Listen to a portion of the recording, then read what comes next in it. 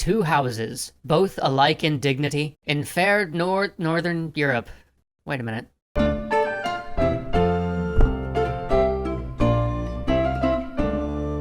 With Poland-Lithuania out of the fight, Charles XII sets his eyes on another foe, the Russian giant Peter the Great.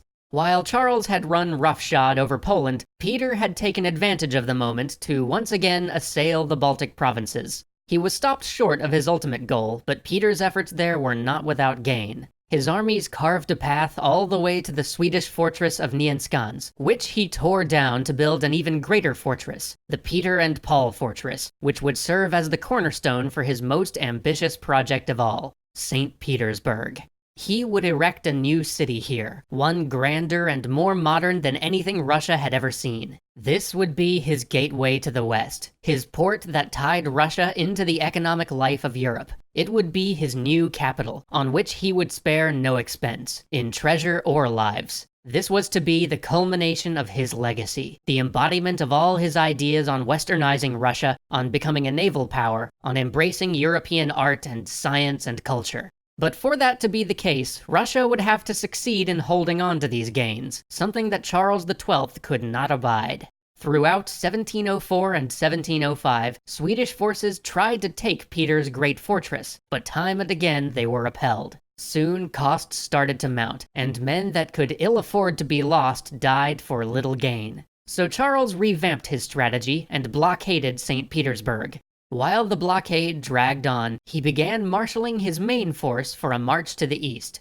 It was at this point that Russia sent him a peace offer. In return for an armistice, Russia would give up all of their gains, except for St. Petersburg and the forts connecting it to Russian territory. But Charles was having none of it. He knew how important St. Petersburg was. Why, with his invincible army, should he give it up?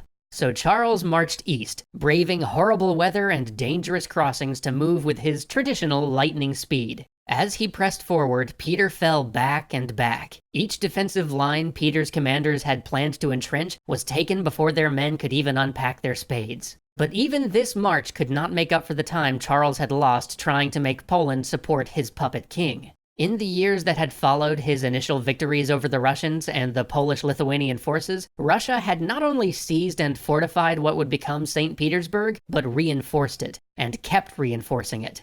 Yet, the Swedish army was strong. Their king was able, their officers daring and intelligent. Top members of the military thought that it would be a tough fight, but that they could take St. Petersburg. They drew up plans and submitted them to the king, who swore them to utmost secrecy about the plans they had concocted. And so the officers marched, thinking their objective to be St. Petersburg. But soon they found themselves near Minsk. Wait a minute, that wasn't on the way to St. Petersburg. Charles had marched them in a different direction, and there was only one place they could be going from there. He was marching them to Moscow. Charles's officers had told him that they were not ready, that striking so deep into Russia was simply too great of a gamble. It was something the army simply wasn't prepared for. But how many times before had Charles been told that something was too great a gamble? How often had he heard that something was impossible, only to then achieve it himself? He had made up his mind. They would not waste their time retaking lost territories. He would unseat Peter himself. The first two rivers they crossed with little opposition, being slowed only by the fact that the retreating Russian forces burnt every bridge along the way. Tartar horsemen also harassed them continually, but this seemed a minor nuisance. They were making good time through bad country. But then, at the Wabis River, they found a large enemy force barring their passage. The position held by the Russians was daunting. The Swedes would have to traverse marshy ground to get to them, and beyond that was a forest which might hide yet more troops. But Charles saw a way. The enemy line had a gap in it along a swampy area that the Russians clearly thought was impassable. Charles personally led his army across 1,500 yards of killing ground to reach this swampy area. At one point, his men were shoulder deep in water. The enemy line was split. The Russians tried to use numbers to heal the breach, but heroic actions from the Swedish cavalry prevented any joining of Russian arms. Soon the line began to collapse. The crossing was theirs. Once again, the Swedes had triumphed against impossible odds. But keen observers in the army would have noted that though the Swedes emerged victorious, these Russian troops were made of sterner stuff than they had been 8 years back.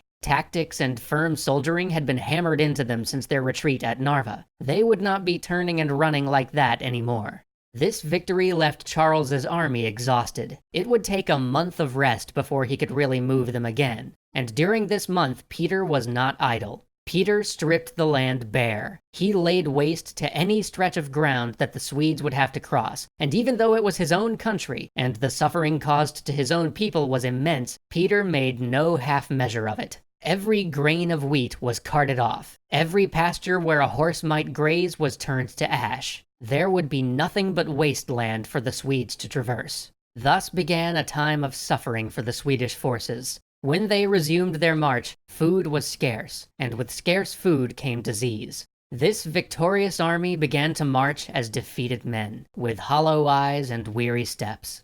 Charles continued to rally them, but he had no real answer to this predicament. He had been counting on living off the countryside as they marched. Their supply lines were stretched beyond their limit. Many asked him to turn home, but he believed in Swedish arms. He believed that if he could just force Peter into one decisive battle, they might yet win this war. But Peter demurred. He would not give Charles the battle he wanted. And so the Swedes marched across fields of ash, seeing always in the distance villages alight, candles in remembrance to Peter's uncompromising policy of starvation. In frustration, Charles turned to his officers and asked their advice. They recommended that the army fall back to the Dnieper and meet up with a relief force laden with supplies. But this would be tantamount to giving up the campaign, so Charles asked for other options. Reluctantly, it was suggested that the Ukraine had not been as thoroughly plundered. It might be possible to gather supplies there and enlist the aid of friendly Cossacks. But such a move would cut the army off from any real ability to communicate with Swedish territory, or get resupply from the Empire. Still, Charles saw it as a possible path to victory where retreat offered none.